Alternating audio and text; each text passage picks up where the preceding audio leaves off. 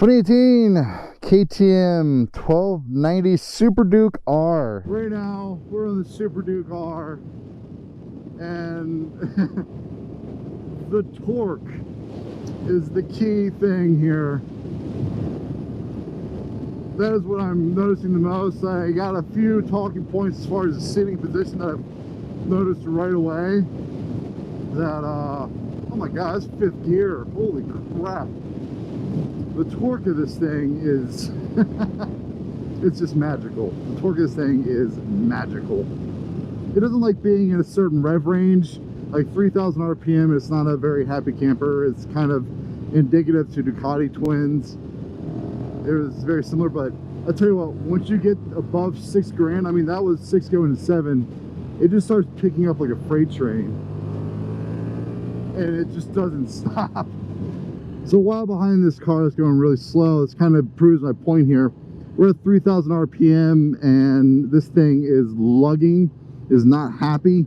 So I'm finding myself having to shift down to second and back to third and then back down to second. You're going to end up hunting for second and third gear throughout most city driving, because this is kind of what that is.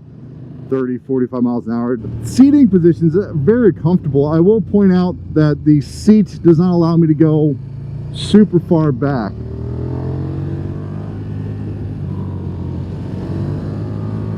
Oh my god. Yeah, this freaking torque is something else. And I'll tell you what, it changes positions beautifully.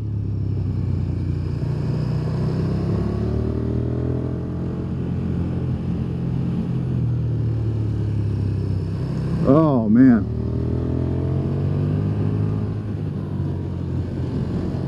Wow, is that fun. Whew.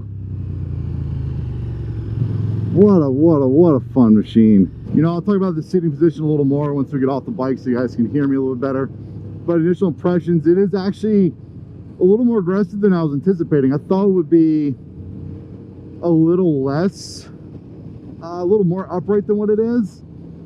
But it is actually decently far forward. Hey, a scooter waved. Than I anticipated.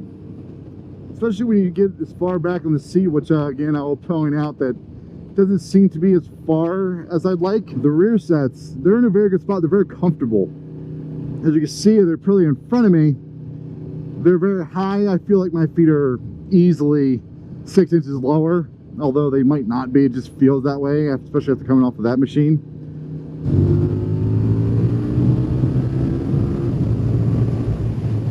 Wow, does this thing pick up like a son of a bitch. Holy crap. Woo. Wow. Man, the torque. What I love about the torque is it puts your stomach up in your throat. It's so incredible. It's so savage. You just want to keep pulling. Okay, so I am giving the keys to the owner of this motorcycle, Mr. Crow, Arizona. So from what we've read and seen in reviews, you can ride off without the key. So we're going to go down a long road here and see exactly how far we can go. I'm hoping I don't get to the end of the road, but I guess we'll see. All right, so something I want to point out here, it's a little bit of a warm day, and this bike actually isn't getting that hot despite sitting idle for a little while and not, you know, getting a ton of airflow through it. My thighs aren't on fire like most twins, like Ducati twins. So here's what we're doing for this test. I'm going to have him sit right in this area over here, and I'm just going to keep going down the road, and we're going to see how far I go before it decides to cut off. But until then, we're gonna go fast, hopefully.